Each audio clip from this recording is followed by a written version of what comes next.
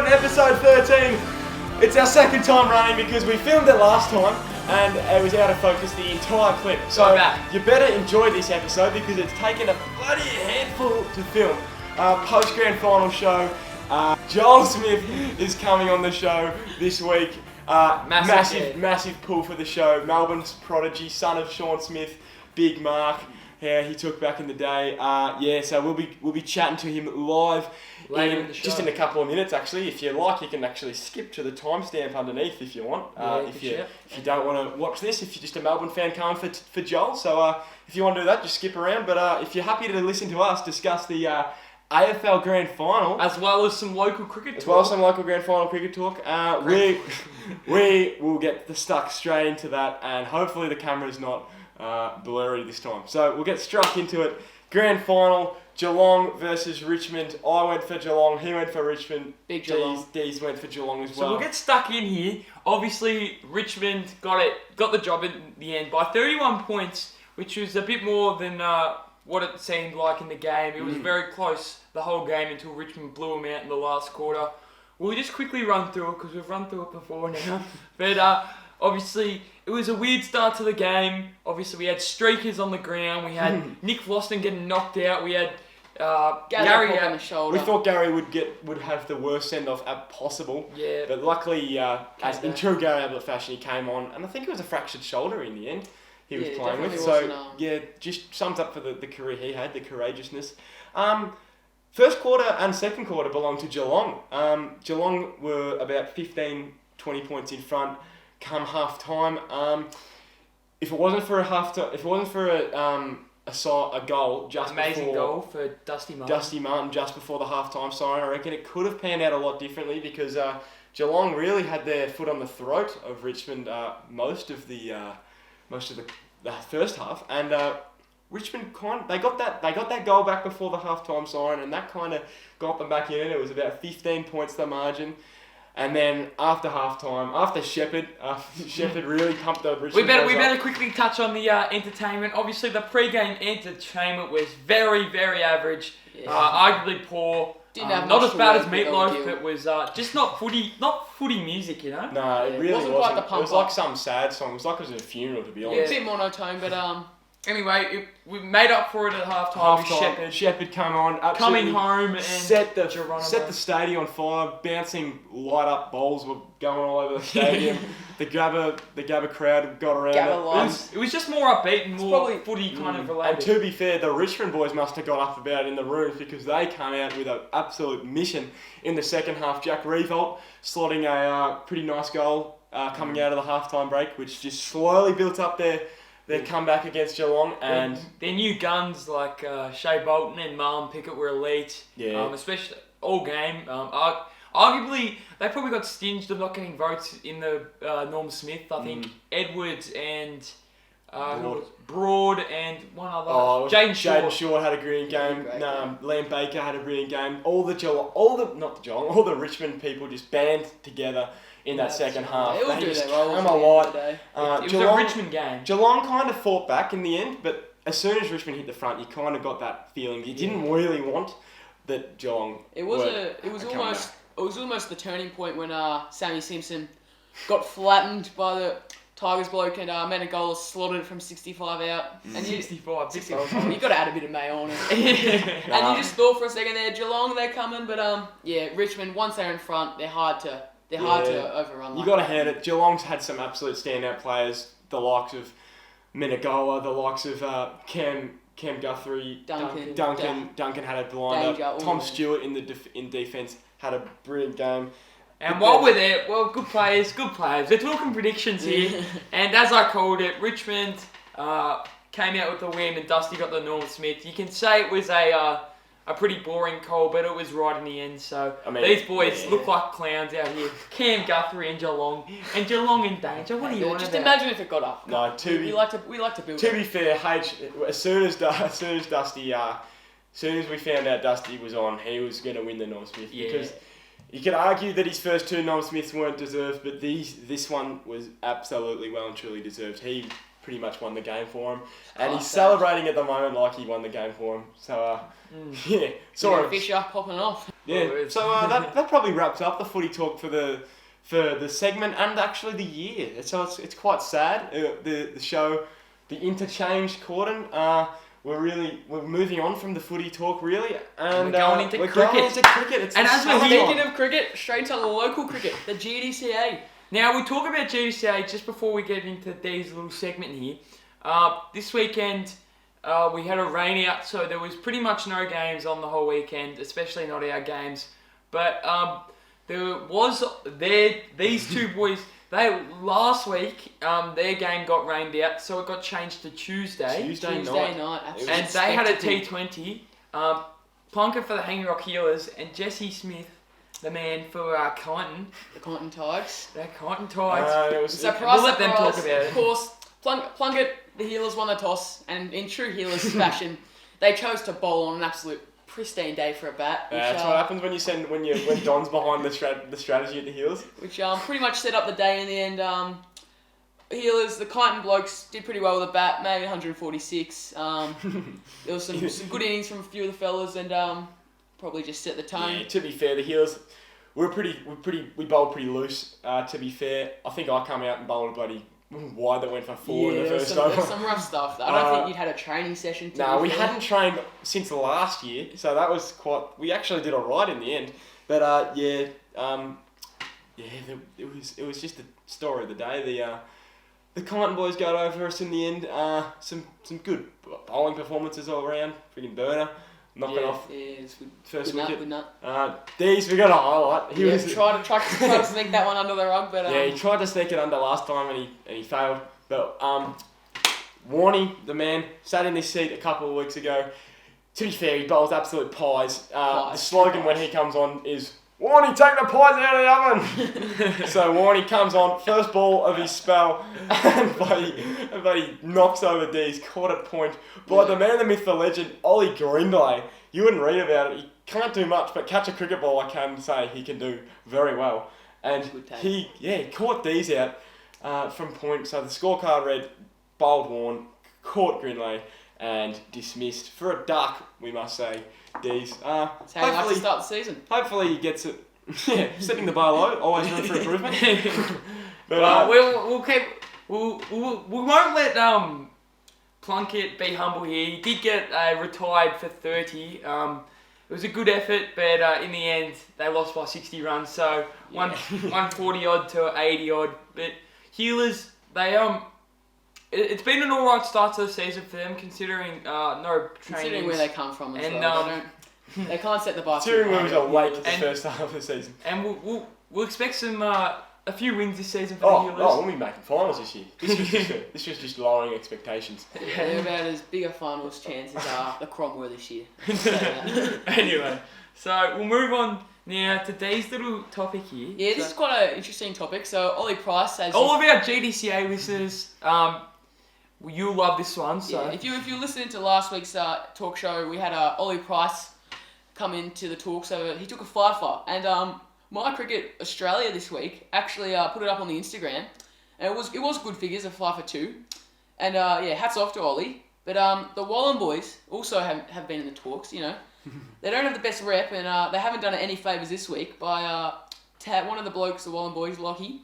Good shout out to Lockie, good bloke, and he tagged in all his mates, and then they decided there was some heroic moves in there. We won't say names, but there was. They were really ripping into Masson and how average of a club they were, saying they could have taken a fifer, but no, you couldn't have. So, also, as soon as this started happening, they started comparing Masson and the team that bowled out for 19 to Plunkett's team, the Hanging Rock Healers, saying they was just as bad. I was not having any of it, so I had to pipe in and say, you boys aren't talking shit on the rock, are you? So, Plunkett ripped in, and as Plunkett ripped in... I had to have a go. And then as Deez ripped in, I had to rip in. So...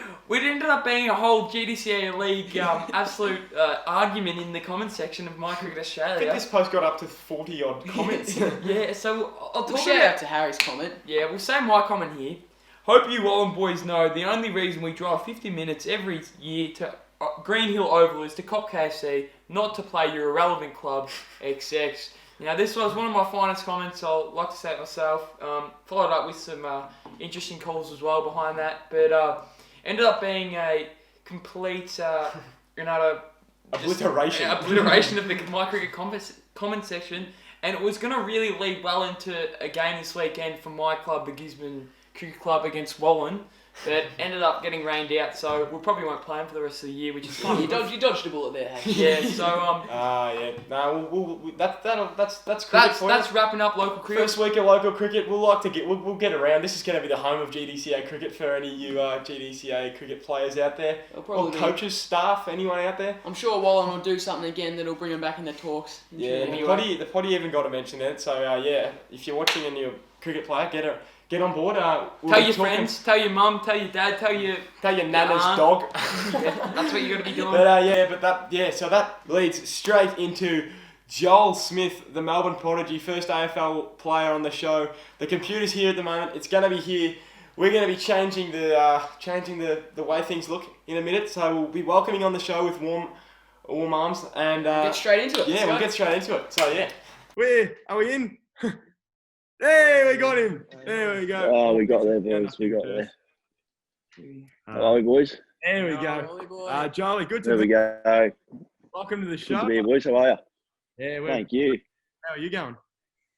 I'm going well, mate. Just enjoying and being back in Melbourne now. So Yeah, I was gonna say. I've come back. With the floral arrangement in the background, I thought you might have still been in Queensland, but no, back in Melbourne. This is my missus' house now. Just staying here for a few weeks and then got to move down the Case way, unfortunately. So Are you in lockdown? yeah. So I'm a. What's that? Sorry. Are you in lockdown at the moment or in regional? Nah, regional. I'm always I'm metropolitan. So, but no, I'm gonna move down to Casey because next year the D's we're moving out to Casey. So, me and my girlfriend gonna move down that way. Yeah, of course. Well, while you've mentioned Casey, we may as well get stuck into into some chatter. All right, now first of all, Beautiful. Stan, congratulations on getting the contract extension for next year. Thank you. Thank you. And gonna get straight into the footy talk, I guess, and the year that was, Cool. 2019. So, Yep. how did you find playing a few more games this year for the mighty Melbourne Demons? Yeah, personally for me, this is probably my first year I've actually played a full year without getting injured.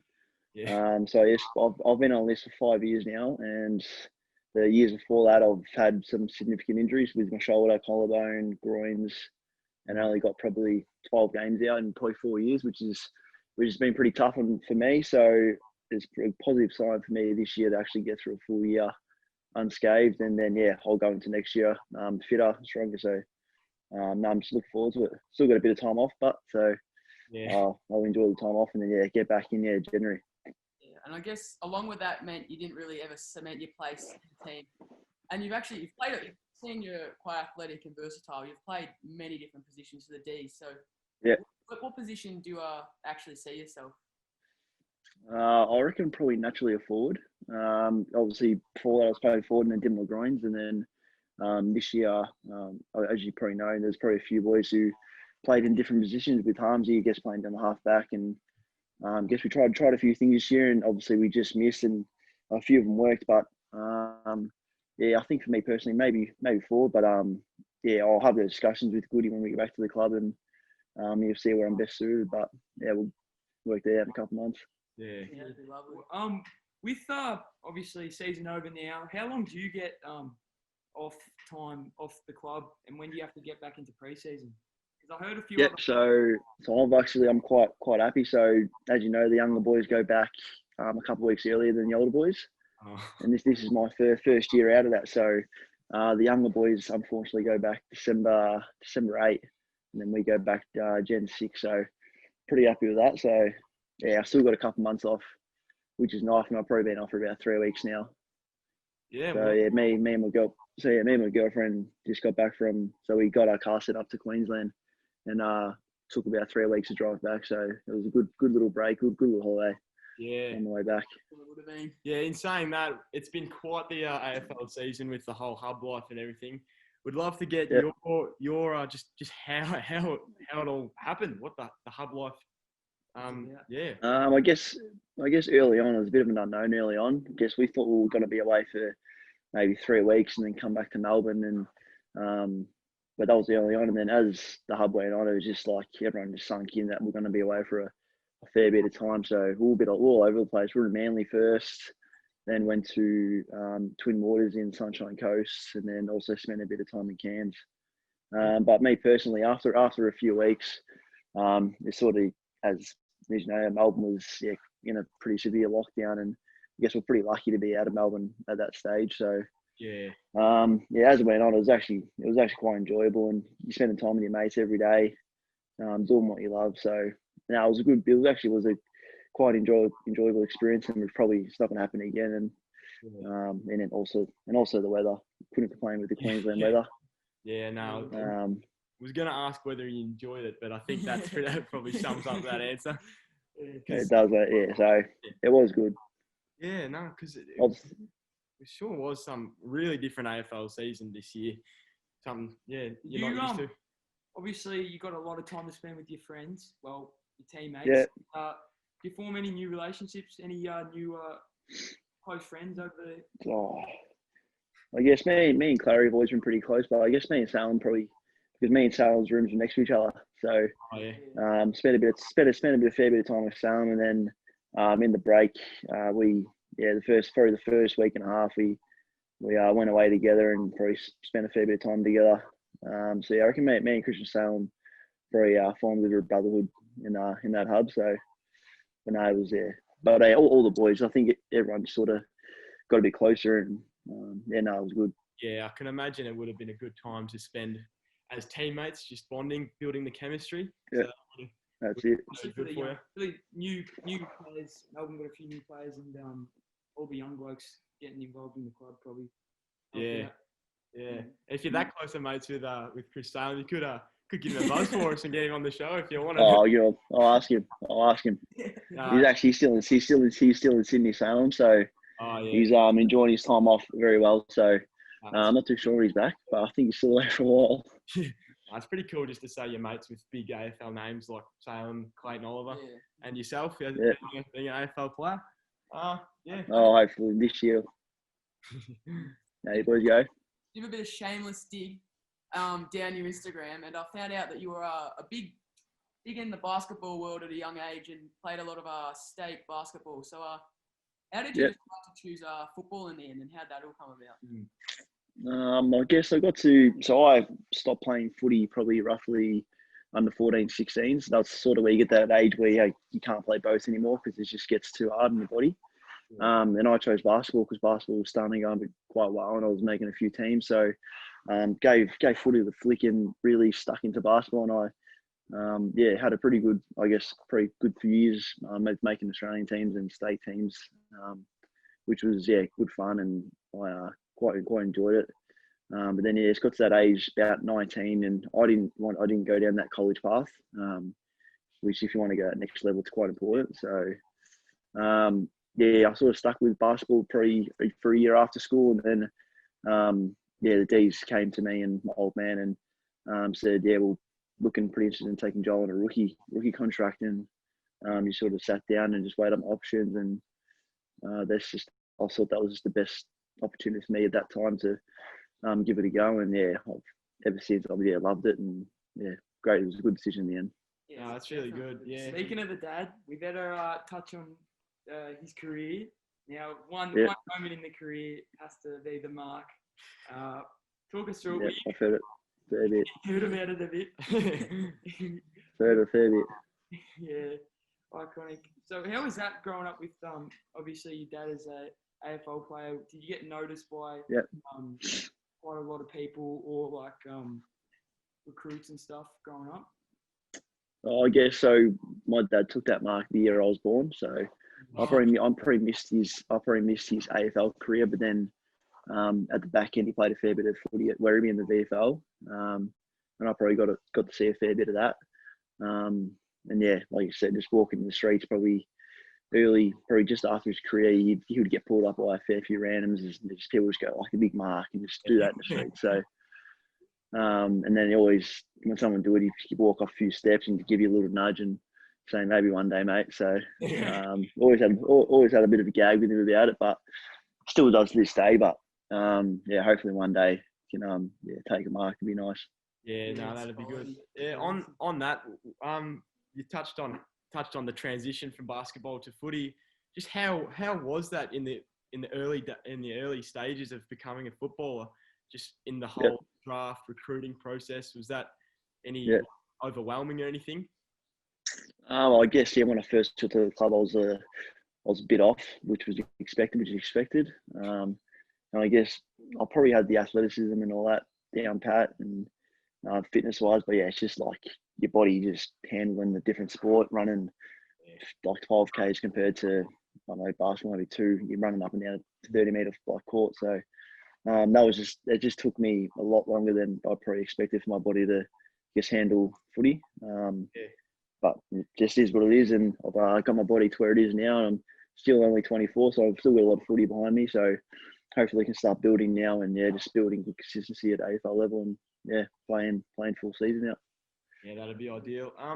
And you said you hadn't. Were you So you hadn't played much footy prior to getting recruited. You were just full on into basketball.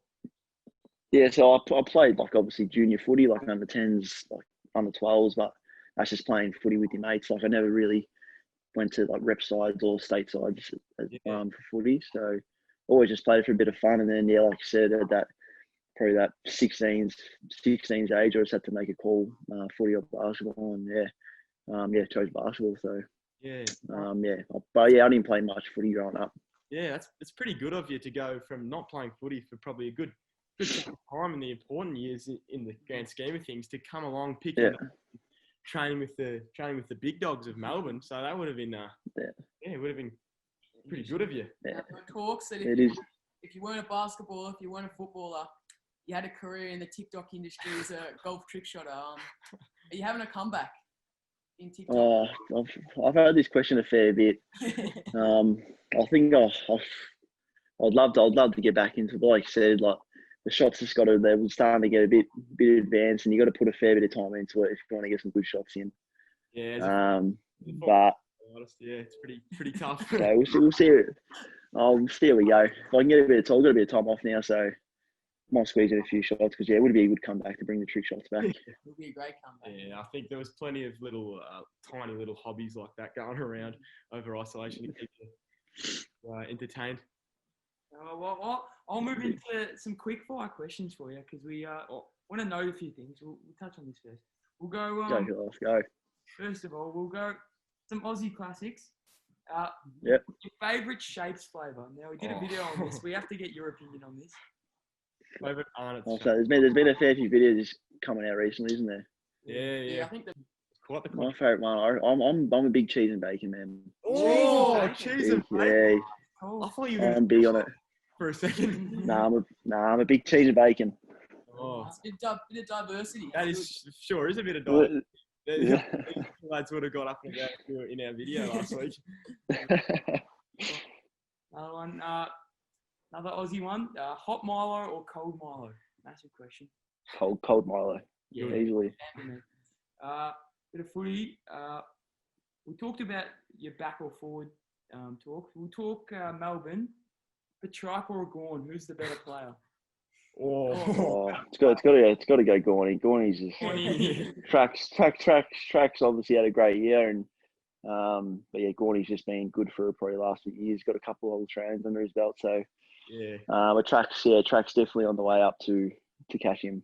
Yeah, touching quickly on that. What's the banter much banter amongst the club? Because obviously, Gorn and Petrarca, they're pretty media heavy. The media get around them quite a bit. Is there any banter between you guys in the club? Any top dog banter? Not much banter between them, but Truck secretly he loves the media pump up. He does love it. As you can probably tell, it's his personality. Going in and going, he's just he just goes. He's talk about obviously footy for next year. What's your goals for next year? Obviously, just missing out on the 8 this year. So and personal goals for next year. Yeah, so I guess as a club, we want to play finals. I think we let one slip away this year with a couple bad losses. And just those ones in Cairns were two bad beats, which we probably should have locked one of them away. We're playing finals. And yeah, me personally, just having another year injury free. Obviously, get a full season out, 20 games would be ideal. But yeah, I think for me, just staying injury free, staying out of rehab as much as I can, because it's not fun in rehab. So yeah, that's my goals for this year, next year, I reckon. Yeah, that's fair enough. Definitely. Can you cap it off there? Yeah, I reckon.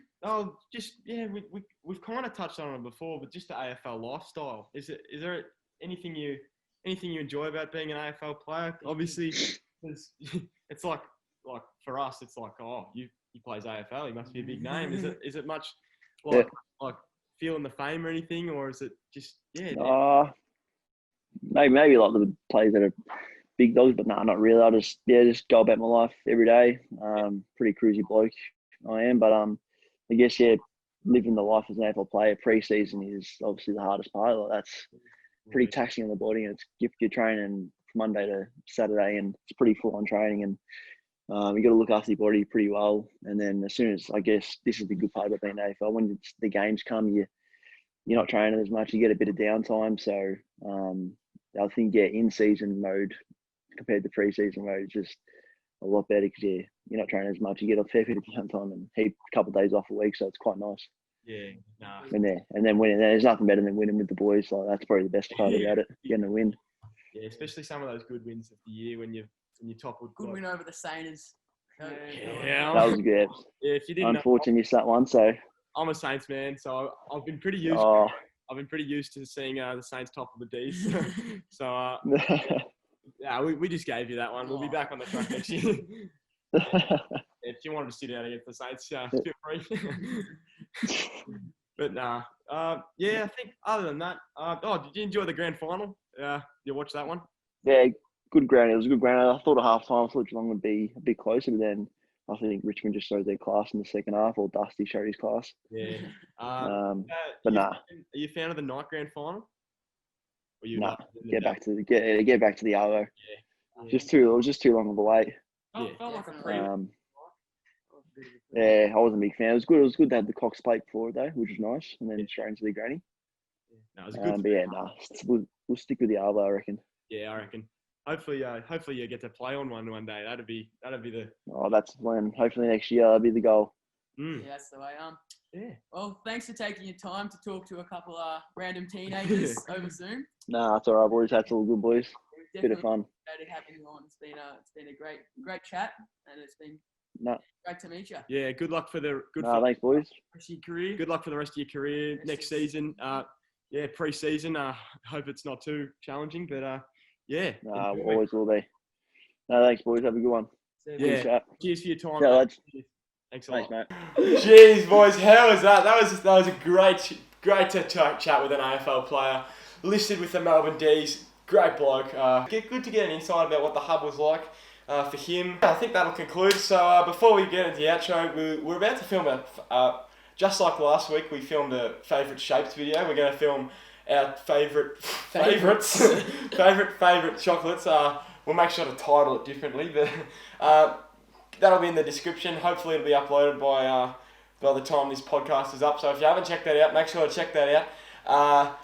Great show. Probably wraps up the footy talk for the year.